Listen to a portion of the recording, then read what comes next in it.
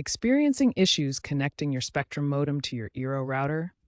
This is often due to misconfigured bridge mode or DHCP settings. The main issue is IP address conflicts arising from both the Spectrum modem and the eero router trying to manage network routing. The solution involves ensuring your eero router acts as the primary gateway by correctly configuring bridge mode on your Spectrum modem and managing DHCP settings. Start by accessing your Spectrum modem's web interface, typically at 192.168.0.1 or 192.168.100.1, using a device connected via Ethernet cable.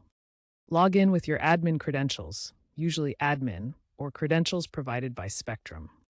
Then, navigate to the advanced settings to find and enable bridge mode. After enabling bridge mode, reboot both your Spectrum modem and eero router to allow the changes to take effect. This allows your eero router to function as the primary router, preventing double NAT and IP conflicts.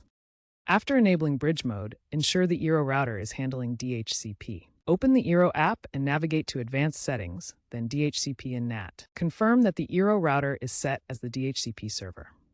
In bridge mode, the Spectrum modem should no longer assign IP addresses. If issues persist, clone your eero's MAC address to the Spectrum modem, especially if Spectrum binds services to a specific MAC address. If problems continue, consider resetting both devices to their factory settings and repeat the bridge mode setup. For persistent issues, contact Spectrum support for remote diagnostics.